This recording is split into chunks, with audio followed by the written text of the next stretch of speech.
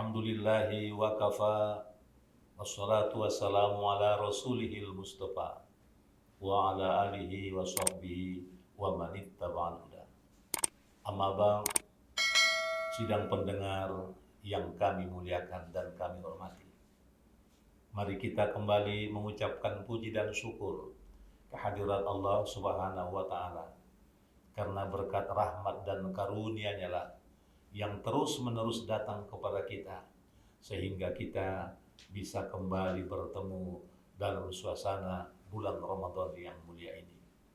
Kemudian salawat dan salam kita sampaikan kepada junjungan kita yang mulia yang tercinta, Rasulullah Sallallahu Alaihi Wasallam.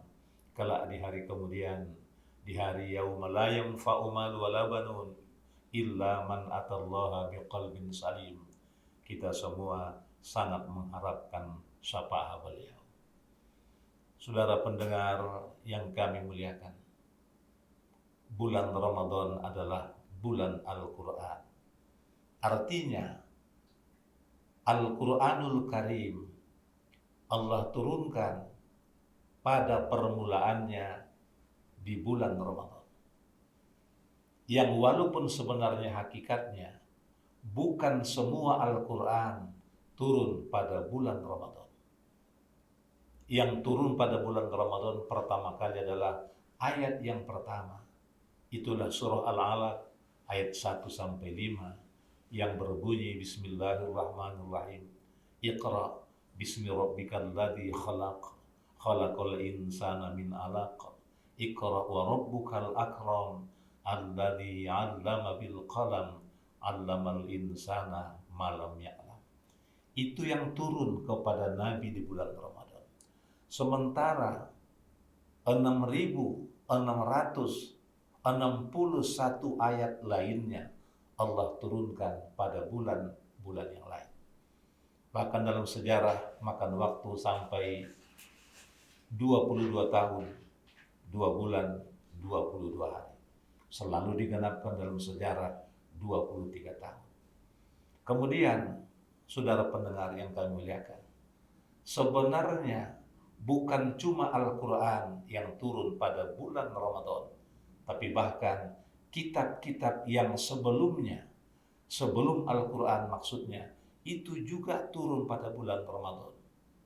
Kita ambil contoh Suhuf Nabi Ibrahim. Ini Suhuf merupakan brosur-brosur yang turun kepada Nabi Ibrahim. Tidak sampai merupakan kitab. Ini turun kepada Nabi Ibrahim alaihissalam pada tanggal 1 bulan Ramadan. Kemudian 700 tahun setelah itu turun pula lah kepada Nabi Musa alaihissalam kitab Taurat pada tanggal 6 Ramadan. Berikutnya 500 tahun kemudian menyusullah turun kitab Zabur kepada Nabi Daud alaihissalam. Kemudian 1200 tahun setelah itu turunlah kitab Injil kepada Nabi Isa alaihissalam pada tanggal 18 Ramadan. Sedangkan Zabur tadi turun pada tanggal 12 Ramadan. Kemudian 620 tahun setelah itu turunlah kitab Al-Quran kepada Nabi kita, Nabi Muhammad SAW, bertepatan pada tanggal 17 bulan Ramadan. Makanya dalam sejarah selalu tercatat 17 Ramadan adalah sebutannya Nuzul Al-Quran atau turunnya Al-Quran, yang maksudnya ayat yang pertama turun kepada Nabi kita, Nabi Muhammad SAW. Kemudian bagi kita umat Islam, membaca Al-Quran merupakan ibadah yang sangat besar nilainya. Sangat besar nilainya di hadapan Allah. Bahkan sebenarnya orang yang banyak baca Al-Quran bisa mencerdaskan otak, bisa menjadi pintar dan menjadi lebih cerdas. Sekedar contoh, hadirin sekalian, sidang pendengar yang kami muliakan. Ini sekadar contoh. Katakanlah mantan presiden kita, Pak Habibie, yang kita tahu beliau adalah orang yang sangat pintar. Setelah beliau sarjana di Indonesia, beliau melanjutkan pelajarannya ke Jerman. Di Jerman beliau bersaing dengan seluruh bangsa dari negara lain, termasuk dari Israel. Dalam sejarah dikatakan adalah semester 1, 2, dan 3, Pak Habibie tidak menjadi juara. Beliau hanya juara 3.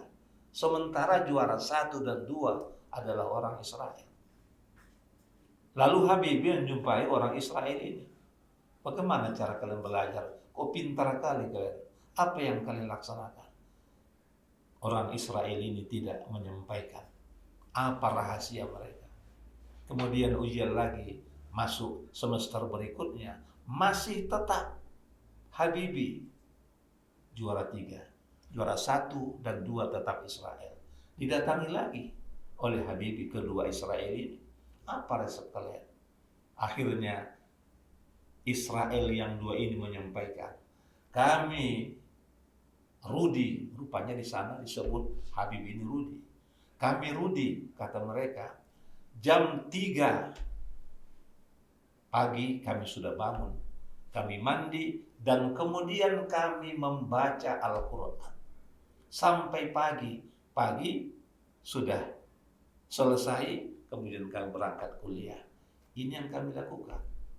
Lalu Habibie terkejut, kalian kan tidak orang Islam dan tidak meyakini isi Al-Quran. Lalu kenapa kamu baca Quran? Israel yang 2 mengatakan, kami percaya dengan banyak baca Al-Quran itu adalah menjadi pintar. Kata mereka, kami yakin. Setelah itu Pak Habibie merubah sikap. Dia cepat bangun dan beliau berwudu, kemudian tahajud, baru baca Al-Quran sampai subuh.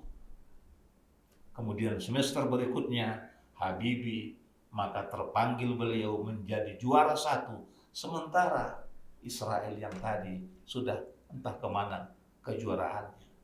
Artinya apa?